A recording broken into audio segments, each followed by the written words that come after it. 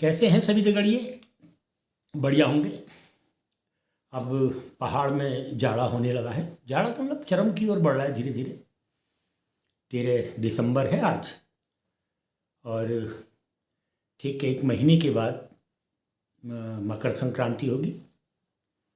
13 दिसंबर का मतलब अब छोटे दिन चल रहे हैं। 25 दिसंबर से बड़े दिन शुरू होंगे और 14 जनवरी अगले साल 24 में मकर संक्रांति का पर्व है। मकर संक्रांति मतलब एक स्नान पर्व, या यूँ कहें कि क्रिश्चियन मैथोलॉजी में जो बड़ा दिन 25-24 दिसंबर को मनाया जाता है, तो भारतीय परंपराओं में मकर संक्रांति को, क्योंकि तब तक एक घड़ी दिन बढ़ चुका होता है, तो मकर संक्रांति को विशेष पर्व, विशेष दिन के रूप में मनाने की एक परंपरा है। उसी मकर संक्रांति के दिन बागेश्वर में जो माघ का स्नान है, माघ का स्नान पवित्र स्नान माना जाता है। और ख़ासकर जहाँ त्रिवेणियाँ हों, पंचतरणियाँ हों, संगम हो, वहाँ लोग स्नान करते हैं। विभिन्न स्थानों में माघ स्नान के लिए लोग जुटते हैं, मेले की शक्ल में जुटते हैं। अगर मैं उत्तराखंड में कुमाऊं क्षेत्र की बात करूं, क्योंकि गढ़वाल में तो फिर हरिद्वार में सबसे बड़ा मेला तो हरिद्वार में लगता है, सबसे अधिक भीड़ वहीं जुटती है। तो कुमाऊं क्षेत्र में माघ के स्नान की जो सबसे बड़ी भीड़ जुटती थी वो बागेश्वर में थी। और इसलिए बागेश्वर में उत्तरायणी का मेला बहुत महत्वपूर्ण मेले के रूप में बहुत पुराने समय से स्थापित रहा है। और इस मेले की जो बड़ी विशेषता थी बागेश्वर के स्नान पर्व की, क्योंकि जब भारत और तिब्बत के बीच में एक व्यापार था, खुला व्यापार था, तब इस व्यापार के व्यापारियों को एक स्थान चाहिए था जो जाड़ों में कोई सुरक्षित स्थान हो, जहाँ सामान भी बिके और वो स्टोर लेकर बैठ भी सके। तो वो बागेश्वर एक बेहतरीन लोकेशन है। और इसीलिए इस मेले की विशेषता भारत तिब्बत व्यापार, जो खुला व्यापार था, बहुत लंबे समय तक चला, जो मैं ये कहूँ कि चीन युद्ध से पहले तक जो खुला था, तो उस व्यापार के साथ ये मेला जुड़ा हुआ था। मैं अगले एपिसोडों में, अगले चर्चाओं में आऊँगा उस व्यापार को लेकर। बेहद व्यापार था वो। लेकिन ये जो मेला है, ये स्वतंत्रता संग्राम, क्योंकि देखा जाए तो 100 साल हम लोगों ने, हम जो कुमाऊं के लोग हैं या जो चंद्रवंशी और कत्यूरी शासन के जो लोग थे, जो हमारा देश, हमारा राज पहले कत्यूरी शासन के रूप में हमारा था, फिर चंद्रवंशी शासन के रूप में था, फिर गोरखों ने चंद्रवंशियों को हराया और गोरखा राज यहाँ रहा। और गोरखों के आतंक, सिर्फ गोरखों के 14 वर्ष के आतंक से निपटने के लिए हम लोगों ने 137 साल की ब्रिटिश गुलामी को स्वीकार किया। तो 1820-21 में हमारी समझ में आ गया था कि हमसे बहुत बड़ी गलती हो गई है। खैर, तो उत्तरायणी का जो मेला है, उसने कत्यूरी शासन देखा, चंद्रवंशी शासन देखा, गोरखाली शासन देखा, ब्रिटिश शासन देखा। और ब्रिटिश शासन को उखाड़ फेंकने के लिए जो बहुत बड़े संग्राम कुमाऊं में हुए, जैसे जंगलात का आंदोलन, भूमि बंदोबस्त के खिलाफ आंदोलन, कुली बेगार नहीं देने का, कुली उतार का आंदोलन, वो बागेश्वर के मकर संक्रांति ने देखा ही नहीं बल्कि जिया। कुली बेगार आंदोलन की एक लंबी फहरिस्त है और हम बागेश्वर के लोग अपने आप को अहोभाग्य मानते हैं कि 1921 में जब इस बेगार का अंत हुआ, अंतिम चरण था, अंत हुआ, तो वो अंत बागेश्वर में हुआ। लेकिन इसका मतलब ये नहीं कि कुली बेगार आंदोलन, कुली उतार आंदोलन जो था सिर्फ 1921 में 14-15 तारीख को ही चला, नहीं।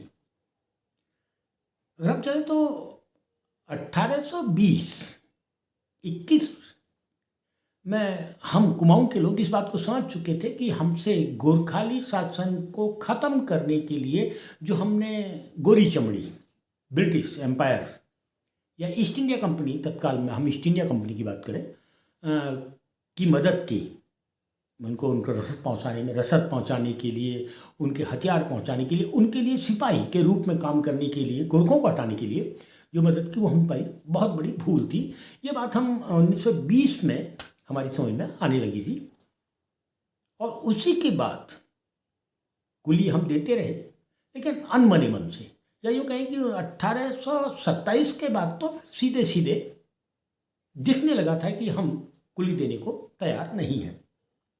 कि 1827 के बाद चीज़ें सामने आने लगी थी कि हम कुली बेगार, हम ब्रिटिश हुकूमत के खिलाफ हैं।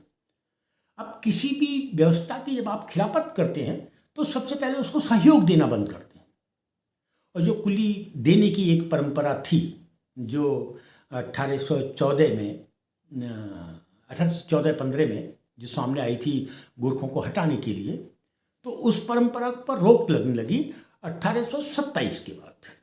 तो 1827 में जब इसमें चीज़ें सामने आने लगी तो उसके बाद 1830 में लोहाघाट और 1832 में पिथौरागढ़, 1837 में अल्मोड़ा में सैनिकों के लिए जो रसद जाती थी वो ले जाने से कुलियों ने मना किया था, समाज ने मना किया था, कुली नहीं देंगे। फिर 1847 लोहाघाट, 1800 फिर सोमेश्वर। अच्छा, इसी दौर में रामजी का जो शासन था, रामजी ने तो फिर एक प्रयोग किया, उन्होंने कहा जो कैदी हमारे पास जेलों में हैं उनसे हम रसद ले जाएंगे, लेकिन वो ज़्यादा चल नहीं सकता था क्योंकि जेल के कैदी, क्योंकि भागने का भी डर था, आपको एक कैदी की सुरक्षा के लिए अधिक सैनिकों की जरूरत हो सकती थी, आदि आदि आदि, लेकिन प्रयोग किया गया था। सवाल धीरे धीरे आगे उठने लगे तो हमारी जो सदन थे, स्थापित सदन, जनता के सदन, उनमें सवाल उठने लगे थे। और सदनों में यदि काउंसिलों में अगर सवाल उठने लगे थे तो निश्चित रूप से सवाल ने अपनी जगह पकड़ ली थी। 1916 में जब कांग्रेस एक आंदोलनकारी संगठन के रूप में, एक पवित्र संगठन के रूप में, आज की तरह ठेकेदारों के संगठन के रूप में नहीं, आज की तरह ही भ्रष्ट तंत्र से जुड़े ठेकेदार व्यवस्था के तंत्र की तरह नहीं, तब एक पवित्र संघर्षशील संगठन के रूप में, तो 1916 में कुमाऊं परिषद का गठन हुआ था। तो कुमाऊं परिषद का गठन हुआ तो सीधे सीधे कांग्रेस के लोग उसमें जुड़े हुए थे, आंदोलनकारी। कुमाऊं परिषद के गठन के प्रस्तावों में अगर जाएं तो जंगलात का आंदोलन यानी वन प्रबंधन जो तब 1916 में जो आपका वन अधिनियम था वो 1868 था, तो तब 1868 वन अधिनियम को समाप्त करने का आंदोलन ही जंगलात का आंदोलन कहलाता था। मतलब वन प्रबंधन को सरकार से वापस लेकर फिर जनता को सौंपने का जो आंदोलन था वो जंगलात का आंदोलन था, जो फिर आपको 1970 से 80 के बीच में उत्तराखंड में फिर से दिखाई देता है, जिसको एक छोटी सी 2-2.5 घंटे की जो घटना चिपको के रूप में थी उसको आगे करके ख़त्म करने की कोशिश तत्कालीन सरकारों ने, दिल्ली के गोदी मीडिया ने आदि आदि की। उस पर मैं फिर आऊँगा, विस्तार से आऊँगा। कुमाऊं परिषद के गठन के बाद एक और घटना घटी थी, मांग तो इसमें उठ गई थी। लॉर्ड कर्जन आए थे आपका 1903 में, वो कुमाऊं और गढ़वाल के बीच में घूमे थे। तो जब वो घूम रहे थे तो गेवाड़ में लोगों ने बकायदा ज्ञापन दिया था उनको कि साहब हम कुली उतार जो है, कुली देने की जो परंपरा है या अमानुषिक है और एक तरह से लूट है, हम इसको समाप्त करें। वो एक निवेदन था, ज्ञापन देने का निवेदन था, लेकिन हम नहीं देंगे भी था। 1905 में एक नई चीज़ सामने आई, जो शहरी समाज, जिसको हम मिडिल क्लास कहते हैं। तो मिडिल क्लास ने भी इस आंदोलन में प्रवेश कर लिया। मिडिल क्लास को भी लगा कि अत्याचार है और इस अत्याचार के खिलाफ बोलना चाहिए, और ये जो लक्षण दिखे थे वो अल्मोड़ा ने दिखाई दिए थे। फिर 1919 में कुमाऊं परिषद का जो तीसरा अधिवेशन था, तो उसमें तो सीधे सीधे था कि इसकी खिलाफत अब जमीन में उतरकर करनी होगी। 1920 में आ जाते, भी नहीं देंगे कि इनकार की, खुली इनकार की जो शुरुआत थी वो केरारू पट्टी में सामने आई थी कि नहीं देंगे, जाइए। 1921 जनवरी का महीना, क्योंकि कुमाऊं अधिवेशन तो साफ था कि इस बार कुमाऊं अधिवेशन में तय हो चुका था, तीसरा सम्मेलन जो कुमाऊं अधिवेशन का था, कि हम बागेश्वर के मकर संक्रांति मेले में जाएंगे और उससे पहले उसके आसपास के गांव में एक माहौल बनाएंगे। तो 1 जनवरी 1921 कत्यूर का हरु मंदिर, बताया जाता है कि 3000 से 5000 के बीच में लोग वहां मौजूद हुए थे। इसी कुली उतार, कुली बेगार, कुली इस आंदोलन के पक्ष में खड़े होने के लिए, सरकार के खिलाफ खड़े होने के लिए। 1921 में ही अगर हम जाएं तो पहले ही हफ्ता 1921 का, ये जनवरी का ही महीना, तो उसमें पहले तो द्वाराहाट, गणाई और भी कई जगहों में लोगों ने सरकार को कुली नहीं देते, जाइए जो करना है कर लीजिए, बिल्कुल नहीं देंगे। एक नाम ले लेता हूँ, डाइवलिस। मैं डाइवलिस को कम से कम क्रूर अधिकारी नहीं मानता ना। और डाइवलिस ने शायद, जब डाइवलिस उत्तरायणी के मेले के लिए बागेश्वर की ओर आ रहे होंगे, तो सोचा भी नहीं होगा कभी सपने में भी कि जब मैं लौटूंगा तो पूरी की पूरी एक व्यवस्था, सरकार की एक व्यवस्था समाप्त हो चुकी होगी, सोचा भी नहीं होगा। 10 जनवरी को 1921 की बात कर रहा हूँ। 10 जनवरी को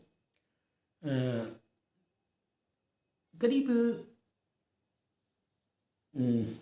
4-5 दर्जन कांग्रेस के लोग बागेश्वर पहुंचे थे, जिसमें हरगोविंद पंत जी थे, चिरंजी लाल जी थे, बद्रीदत्त पांडे आदि बहुत सारे नाम, भाई 4-5 दर्जन थे। सभी क्रांतिकारी थे और सब सम्मानित क्रांतिकारी थे। और वो कुछ लोग अपना नेता किसी को मानते ही हैं, जैसे हरगोविंद बल्लभ पंत जी को या बद्रीदत्त पांडे जी को वो लोग नेता मान लेते थे, लेकिन सभी क्रांतिकारी थे।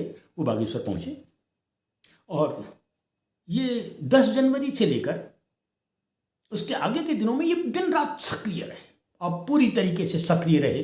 आसपास के गांव में जाना, लोगों से मिलना, माल गुलजारों से मिलना, थोकदारों से मिलना आदि जो ये कर सकते थे वो इन्होंने किया। जो एक आंदोलनकारी टीम कुमाऊं परिषद के रूप में जो कर सकती थी वो उन्होंने किया। परिणाम 12 जनवरी को बताया जाता है, जो आंकड़े हैं हमारे पास इतिहास की किताबों में, वो तो कहते हैं करीब 10,000 लोग, अब पता नहीं, लेकिन एक लाल रंग की शाही से लिखा हुआ झंडा,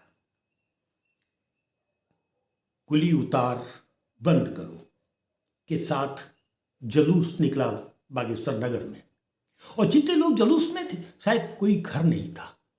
इतिहास की किताबें बताती हैं कि जिन घरों की मुंडेरों से, खिड़कियों से लोग झांक ना रहे हों,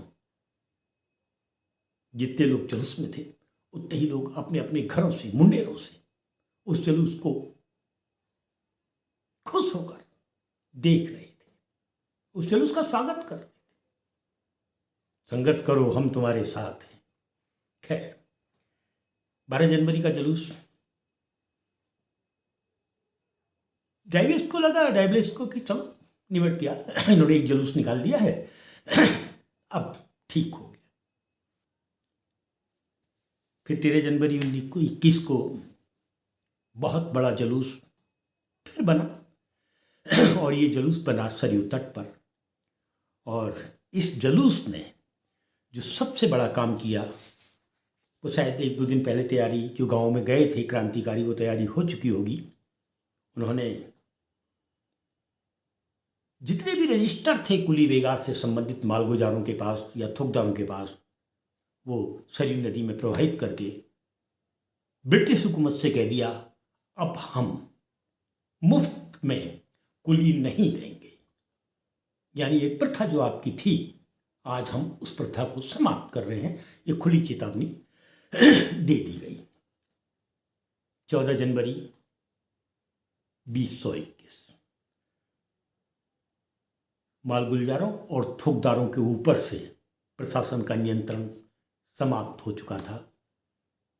यही आंदोलन की जीत थी और यही जो समाप्ति थी, नियंत्रण समाप्त होने की जो जीत थी, वही कुली बेगार आंदोलन में बागेश्वर का नाम स्वर्णाक्षर कहते नहीं, क्रांति शब्दों में लिख जाता है, लाल शब्दों में लिख जाता है कि क्या था वो, अहिंसात्मक आंदोलन का इससे बड़ा प्रतीक शायद ही कोई होगा कि तब गांधी को लगा अद्भुत हुआ है। कुमाऊं परिषद ने बागेश्वर में जाके अद्भुत किया है, ये गांधी को लगा। उन्होंने कहा मैं तो बागेश्वर जाऊंगा। और उसके 10 साल बाद गांधी जी बागेश्वर आए थे, वो फिर अलग। मैं एक बात समाप्त करने से पहले एक बात बता दूं, डायबलिस, जब ये कुली बेगार के रूप में प्रशासन का नियंत्रण मालगुजारों के ऊपर, थोकदारों के ऊपर खत्म हो रहा था, उस रोज यानी बागेश्वर के मेले में डायबलिस जो था अधिकारी, उसके पास 21 स्वयं के अलावा 21 अफसर थे, 25 सिपाही थे और 500 के करीब बंदूक की गोलियां थी। यानी 500 लोगों को मार सकते थे। लेकिन मैंने कहा कि मैं डायबलिस की इज्जत भी करता हूं कि वह हिंसक नहीं था। डायबलिस ने गंभीरता से सोचा और हिंसा नहीं की, उसने स्वीकार कर लिया। उसके बाद उसका प्रशासनिक रूप से जो हुआ होगा वो अलग है, लेकिन वहाँ उसने स्वीकार कर लिया। और क्रांतिकारी फिर भी नहीं माने। 16 तारीख के बाद सारे आंदोलनकारी गाँव में चले गए उत्साह के साथ खबर देने के लिए, अब कुली नहीं देना है। और कुली आंदोलन, कुली बेगार आंदोलन बागेश्वर में जीत के रूप में सामने आया कि लोग जीते, सत्ता हारी, सत्ता को झुकना पड़ा। फिर मिलता हूँ साथियों, फिर मिलता हूँ। जब तक ये उत्तरायणी का मेला है, मिलता रहूँ।